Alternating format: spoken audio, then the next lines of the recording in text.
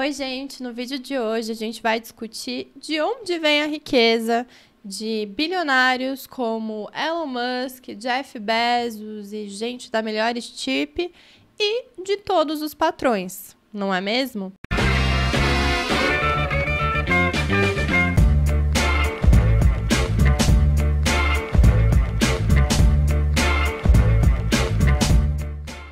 A gente vai falar hoje dela, que é a base para entender o próprio Marx, já que a gente está falando em Marx, que é a exploração do trabalho. E se a gente pensar hoje, e for no dicionário, por exemplo, o que é a exploração? Eu vou ler aqui duas definições para vocês. Exploração é o uso abusivo, ilícito ou antiético, ou o preço exorbitante, o roubo, o assalto. Vejam, a exploração, nesse sentido, está relacionada a práticas antiéticas, abusivas. E muitas vezes, no cotidiano, a exploração é tida como sinônimo dos abusos capitalistas. Então, salários de misérias, jornadas extenuantes, condições semi-escravas de trabalho, como muitas vezes são submetidos terceirizados, imigrantes, etc. Escandalosas, situações escandalosas que acontecem no nosso país e no mundo.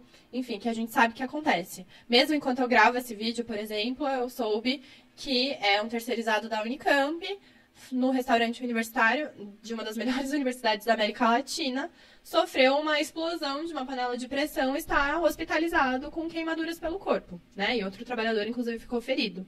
Isso é uma face nefasta da exploração? Isso é uma face terrível da exploração.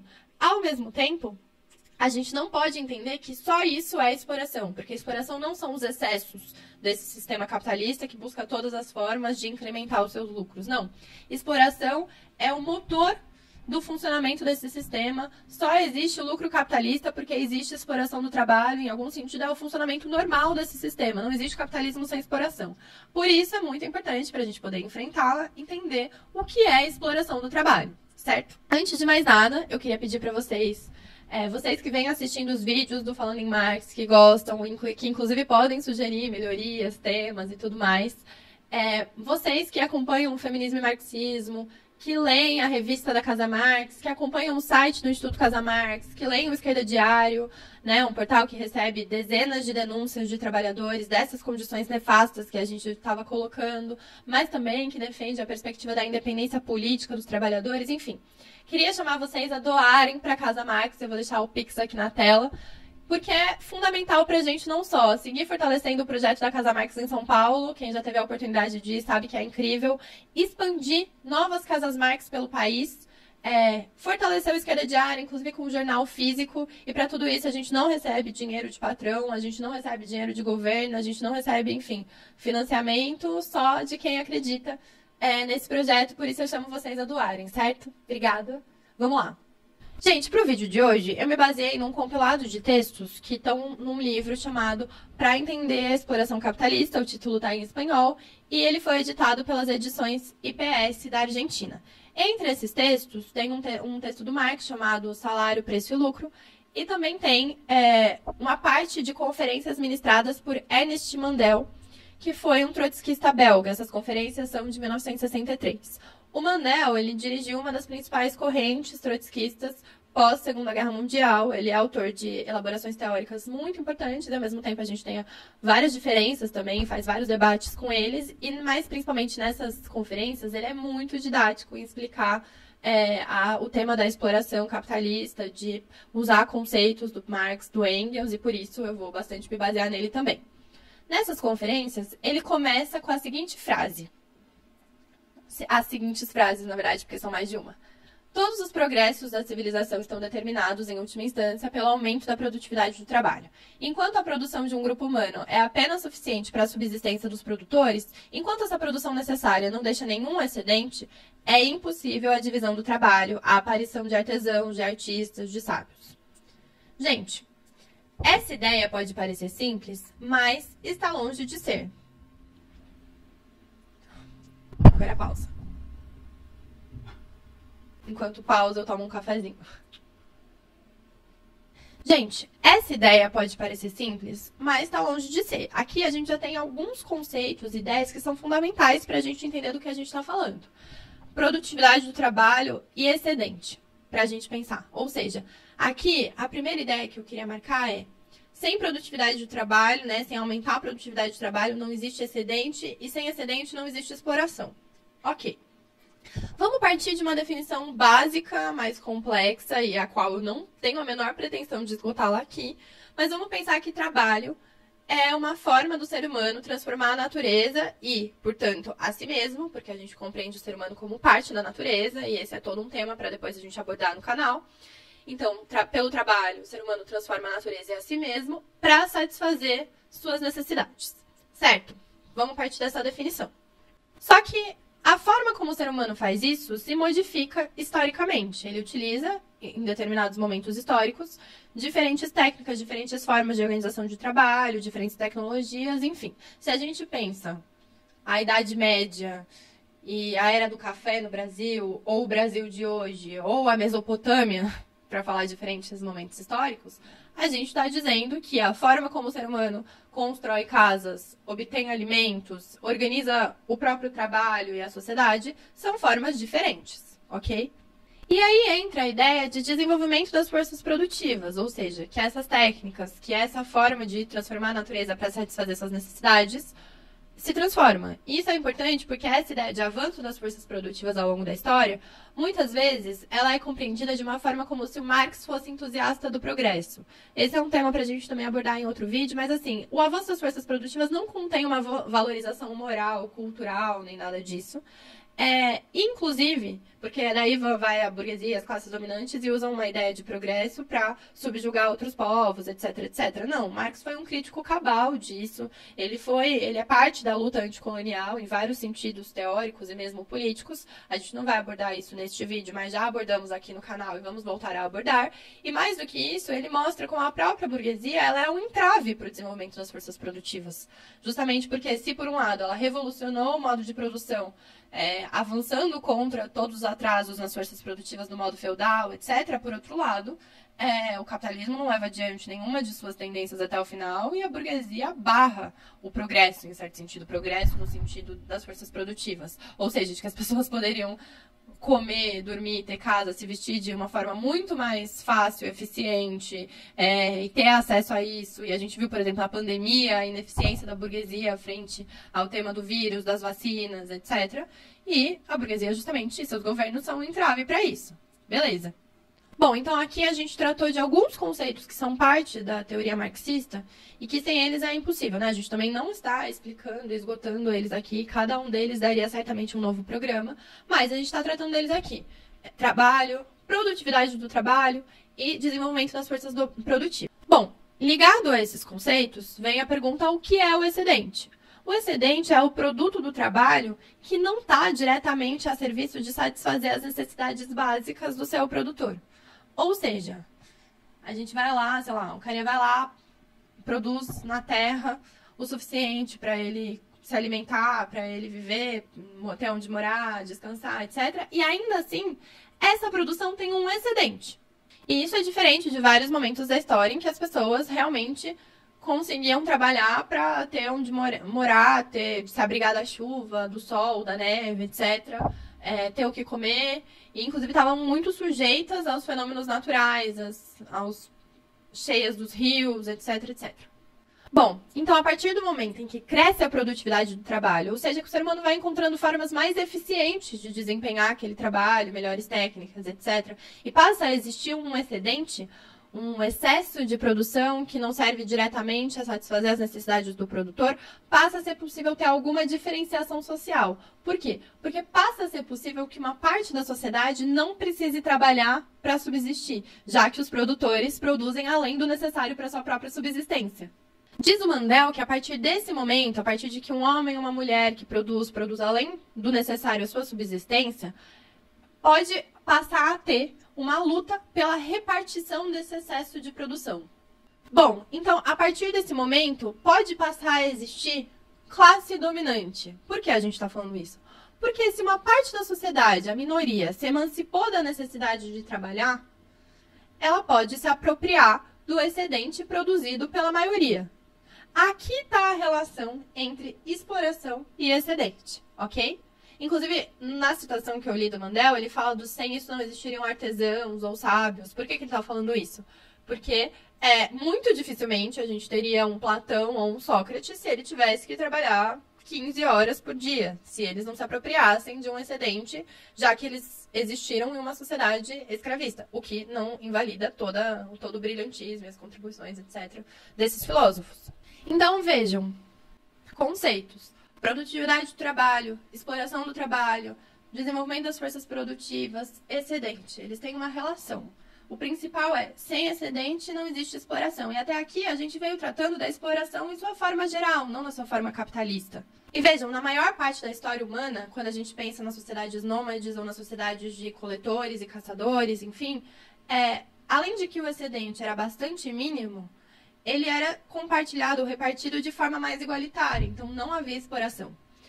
No último vídeo, a gente fez um pouco esse caminho para voltar na ideia de comunismo primitivo também, para discutir que o Estado tem uma história.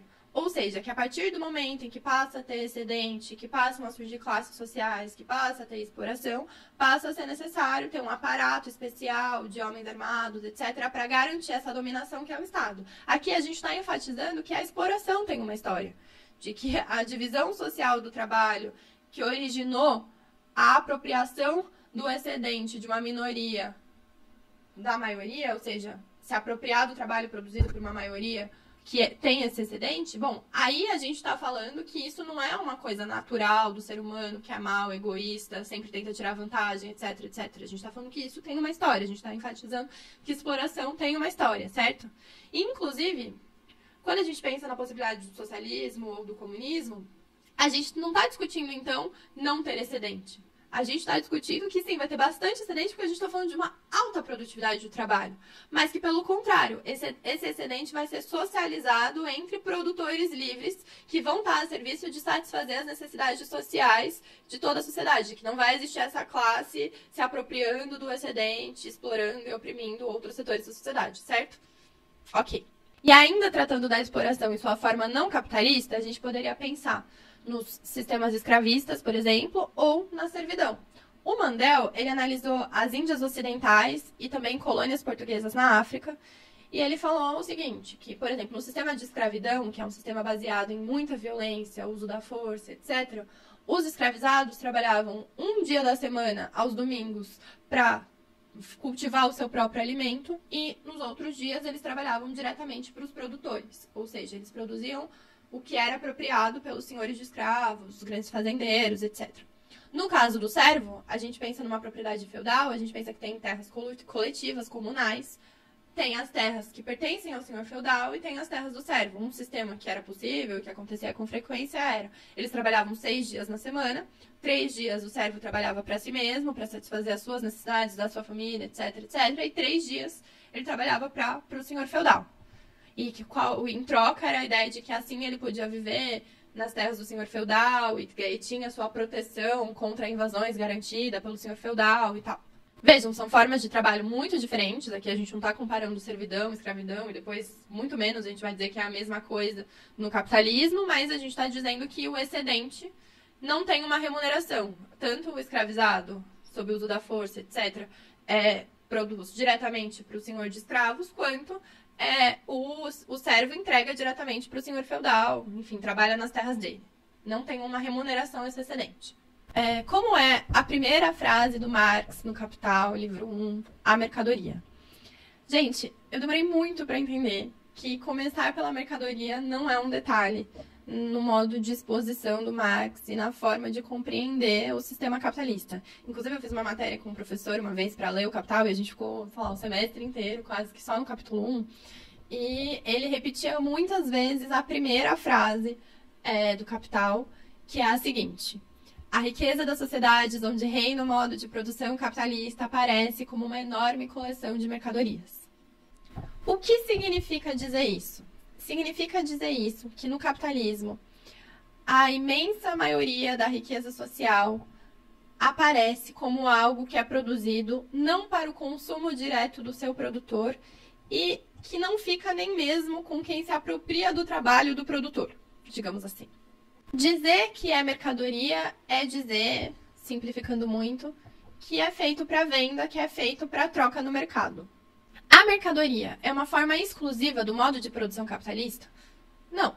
existiam sistemas de troca, existiam sociedades que tinham mercadorias antes do capitalismo. Mas no capitalismo, a mercadoria é generalizada e assume uma forma predominante. O capitalismo generaliza a forma mercadoria e busca o máximo possível transformar tudo em mercadoria, né? Vamos pensar que quando a gente canta lá nos atos que educação não é mercadoria, é porque o capitalismo vem transformando cada vez mais educação, saúde, moradia, bem-estar em mercadoria. Arte. Bom, nesse sistema, quase ninguém dispõe de tudo que precisa para sobreviver. A gente vai falar que, por exemplo, o camponês, na agricultura de subsistência, talvez não produza mercadorias porque produz e consome diretamente o fruto do seu trabalho, ok? A mulher, que muitas vezes é mulher, que é um trabalho majoritariamente feminino, no lar que faz uma sopa. Ela faz um trabalho para alimentar a sua família, a si mesma, a sua família, que não é mercadoria, porque não é feito para vender. Mas assim, a maior parte dos trabalhadores não dispõe de tudo, dos trabalhadores e de toda a sociedade não dispõe de tudo o que precisa para sobreviver. Cada vez mais a gente vê uma especialização dos ramos, inclusive produtivos, do trabalho, etc. E a chave de tudo é trabalhar naquele ramo para, em troca da remuneração daquele trabalho, comprar o necessário para sobreviver. Então a lógica é: me especializo, com o dinheiro obtido por aquele ramo, eu compro no mercado os demais itens necessários à subsistência. Ou tento comprar, pelo menos, né? Porque não é que tá fácil. Tenta comprar café no mercado. Então, vamos lá. O que diz o Mandel que é mercadoria? Um produto que não foi criado com o fim de ser consumido diretamente, sim de ser trocado no mercado. Então, a gente está falando de um sistema baseado, sobretudo, na forma mercadoria. E aí, a gente já discutiu isso em outros vídeos, em particular aqui eu vou fazer muitas alusões às definições do vídeo Marx e a escala 6x1. Mas o que torna possível, e não só no capitalismo, tá? Mas o que torna possível trocar essa echarp por esse copo que tem café? O que torna possível fazer essa troca? O Marx diz: a primeira coisa que temos que nos perguntar é qual é a substância comum a todas as mercadorias. Então, existe uma substância comum a essa echarp e a esse copo que torne possível trocar, digamos assim, 2 echarpes por um copo. Na verdade, não sei quanto eu paguei nesse copo, nem quanto eu paguei nessa echarp, mas vamos supor que são 2 echarpes por esse copo. E depois, justamente, tem a forma dinheiro, que vai ser um equivalente geral, que vai, em algum sentido, representar essas trocas. Bom, também não vou fazer um vídeo aqui sobre o que é o dinheiro, mas vamos localizá-lo assim, ok? Tá, qual é a substância social, o atributo social que torna possível trocar 2 echarpes por esse copo? A substância social é o trabalho, são ambos produtos de trabalho humano. Bom, então a mercadoria ela é feita para troca e venda no mercado e ela é produto de uma determinada divisão social do trabalho que signifique, que permite que tanto a echarp quanto o copo, que são produtos do trabalho humano, possam ser trocados no mercado. No capitalismo, inclusive, não existe uma planificação, ou seja, produzir essa echarp desse determinado jeito, etc., ou esse brinco, ou esse copo, são decisões de produtores privados que, de acordo com os seus interesses, com os seus lucros, decidem o que, como, quanto produzir, certo? Não é uma planificação das necessidades sociais. E isso é muito importante para pensar vários temas, o que é planificação, por exemplo, do ponto de vista dos socialistas, o que é anarquia capitalista, enfim, tudo isso, o que é alienação, né, também. Bom, e como se mede o valor dessas mercadorias? O que faz com que eu defina aqui, chutando, que são 2 echarpes para um copo? Se o que tem de comum, se o atributo social é o trabalho, a gente tem que achar uma forma de medir esse trabalho. E aí vem a ideia de tempo de trabalho socialmente necessário. A medição do valor é tempo de trabalho socialmente necessário. E por quê? Hoje eu quero tratar um pouco, eu já tinha abordado essa definição de por que é o socialmente necessário. Porque não é o tempo individual que um trabalhador levou para fazer essa echarpe específica ou esse copo específico. É a média social, digamos assim, que se leva para produzir echarpes desse tipo e copos desse tipo. Isso é importante, porque, por exemplo, os trabalhadores que fazem echarpe, eles não levam necessariamente não têm todas as mesmas habilidades, não têm todas as mesmas exatamente tecnologias, e não levam todos exatamente o mesmo tempo. Não tem exatamente a mesma destreza, o mesmo ritmo, etc. Então, se por um acaso, em uma fábrica específica, os trabalhadores têm trabalhadores mais ágeis, mas principalmente uma tecnologia melhor, digamos assim, para fazer E-Sharp, então leva menos tempo, significa então que o valor dessa E-Sharp vai cair? Não necessariamente, porque se a média ainda for de um tempo superior ao tempo levado nessa determinada fábrica, significa que o valor dela ainda vai ser maior. Certo? Isso significa que, inclusive, se os capitalistas encontram maneiras de produzir mais num curto espaço de tempo em uma fábrica, impulsionados pela competição de querer fazer mais rápido, etc., se o valor médio, né, baseado no tempo socialmente necessário, continua maior, significa que eles vão obter mais lucros. O que eu estou querendo dizer? Estou querendo dizer que o valor não se mede pelo tempo individual desse produto, e sim, a medida do valor é tempo de trabalho socialmente necessário. Bom, gente, se a gente voltar naqueles exemplos da escravidão e da servidão, a gente estava falando que dá para dividir visivelmente a jornada, digamos assim, do escravizado entre um dia no domingo que ele podia cultivar o necessário para ele se alimentar, etc., e os 6 dias que ele trabalhava para o senhor de escravizados em base à violência, uso da força e tal. Se a gente pensar na servidão, a gente dá para dividir também os 3 dias em que ele trabalhava para ele mesmo e os 3 dias na propriedade do senhor feudal, ok? Aqui a gente está falando de uma divisão entre o trabalho necessário à sua subsistência, e o trabalho excedente, bem visíveis. E aqui a gente não está falando que servidão e escravidão são a mesma coisa. O que tem de comum é a exploração. E quando a gente pensa na exploração capitalista, o exercício que a gente vai fazer agora é que também dá para fazer uma divisão entre trabalho necessário e trabalho excedente, mas que isso não é nada visível nem perceptível. Então aqui a gente une as definições. A gente fez uma primeira parte que era a relação entre excedente e exploração, e depois a gente deu uma certa ênfase para reforçar que a forma mercadoria no sistema capitalista e a definição de valor. Valor como tempo de trabalho socialmente necessário. Beleza? Beleza.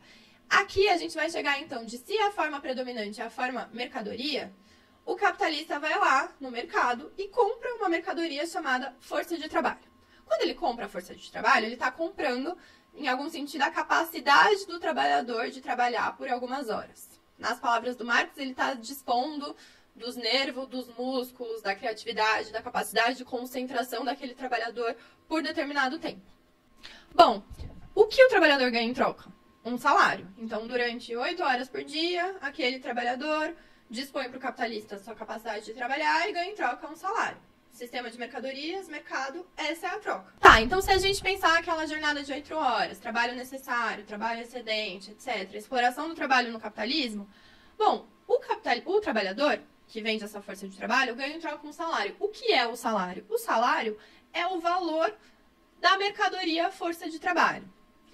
O que é esse valor? Digamos assim, é o necessário para a subsistência, o equivalente ao necessário para a subsistência do trabalhador.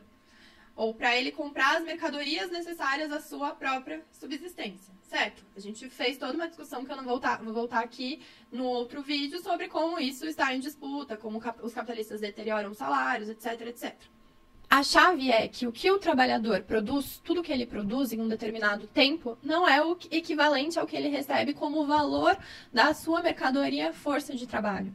Por quê? Porque o capitalista não é um caridoso, um agente beneficente, um filantropo que está ali cedendo o espaço dele, as máquinas dele, o aluguel que ele paga para que o trabalhador produza e sobreviva com um salário. Não. Ele quer dali extrair um lucro. E de onde vem esse lucro? Da diferença entre o que ele paga como salário e o que o trabalhador produz e ele pode vender no mercado, certo? Isso, na verdade, é o mais valor. Vamos lá. Então, a gente tem aqui uma situação hipotética, que eu vou usar minha colinha aqui, da minha Sharp. Minha colinha porque eu fiz umas contas antes, para tentar aqui dar um exemplo concreto. Vamos lá, minha Sharp. Vamos supor que um trabalhador produza 20 E-Sharps por hora. E que cada uma dessas E-Sharps custe 50 reais. Que eu acho que tá meio caro, mas vamos lá. Vamos supor que em uma semana, então, se ele trabalha 8 horas por dia, ele trabalha 40 horas por semana. Então, ele produz 40 mil reais em uma semana, certo? Ok. Em um mês, então, ele vai produzir, um trabalhador, 160 mil reais. Bom, vamos supor que esse trabalhador ganhe 2 mil reais de salário. Significa, então, que fica ali uma diferença entre os 160 mil que ele produziu e os 2 mil que ele recebeu nesse um mês de salário. Ficam 158 mil reais. Daí, beleza, esse capitalista ele vai ter que descontar do aluguel do lugar, das máquinas, das matérias-primas, etc. Tem um desconto ali, mas também a gente depois teria que levar em conta que ele não tem só um trabalhador, ele tem vários trabalhadores que vão produzir a mais. Mas vejam, da diferença justamente entre o produzido por esse trabalhador e o que ele recebe de salário é que a gente tem o tal do mais-valor. Essa é a exploração na forma capitalista e dá para dividir, então, a jornada entre o trabalho necessário, que é o que ele produz, o equivalente ao que ele vai receber de salário, e o restante do trabalho excedente, que é o que gera mais valor. É esse roubo legalizado que fica com o capitalista. Gente, e qual é o pulo do gato, digamos assim, da exploração capitalista? É que justamente o escravizado sabia que ele entregava tudo que ele produzia para o senhor de escravos. O servo sabia exatamente os dias e o tempo que ele passava trabalhando nas terras do senhor feudal ou para entregar para o senhor feudal. No trabalho assalariado, não. É uma forma perfeita da exploração porque tem uma aparência enganosa. O trabalhador acha que na forma de salário ele recebe pelo que ele produz, pelo que ele trabalhou. E por quê? Porque foi feito um contrato. No sistema de mercadorias foi feito um contrato em igualdade jurídica, ou seja, somos todos iguais perante a lei, não importa se você é capitalista, se você é trabalhador, e em igualdade jurídica, o capitalista realmente fez um contrato em que ele comprou essa força de trabalho por um determinado tempo. E que o trabalhador aceitou fazer isso em troca de um salário, trabalhar nesse determinado tempo em troca de um salário. Em algum sentido, ele se submete voluntariamente à exploração do capital. E essa submissão, essa exploração, tem uma aparência de liberdade, porque diferente da escravidão, ele não está em uma situação submetido à força da violência do sistema escravista. Ele não está numa relação de vassalagem, em certo sentido, ou de servidão, como no sistema feudal. Não, ele é livre. E ele é livre também porque, juridicamente, ele não é um escravizado, ele não é um servo, etc. Mas ele é livre também porque ele é livre de qualquer meio de produção, de máquinas, terra, etc, etc. Nesse sentido, a gente já falou isso aqui, ele pode escolher trabalhar para comer, e ele pode escolher não trabalhar e não comer. E quando a gente diz que o mais-valor é o roubo legalizado, é porque justamente isso é parte do direito burguês que garante o direito à propriedade privada. É parte do contrato esse roubo legalizado do que é produzido pelo trabalhador. Com isso, a gente quer dizer o quê?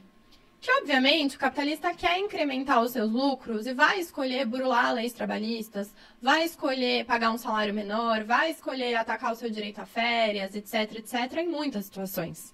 Mas mesmo supostamente aquele patrão que segue as leis certinhas, etc, etc, ele também te explora. Sinto muito dizer, quando a gente está falando de exploração, a gente está falando de uma relação objetiva. A gente não está fazendo um debate moral com os capitalistas exploradores, né? Embora muitas vezes eles deixem muito claro que os lucros estão acima das vidas dos trabalhadores. E a chave de tudo, para voltar no nosso não querido Elon Musk, no nosso não querido Jeff Bezos, é que essa exploração do trabalho é a base para a acumulação capitalista, ou seja, é do mais valor que o capitalista retira insumos para investir na sua produção, para investir em melhores tecnologias, para impulsionar a competição capitalista entre empresas. Essa é a base da acumulação capitalista que vai fazer com que, 6 bilionários tenham mesmo que metade da população mundial ou algo do tipo e surjam figuras nefastas como um Elon Musk da vida, certo? Se você curtiu esse vídeo, se você gostou, deixa o seu like aí, se inscreve no canal, compartilha com os amigos, deixa comentários, vai no meu perfil do Instagram e sugere temas para os próximos vídeos. E bora lá, doa para Casa Marx, já deixei o recado aí para vocês. Obrigada!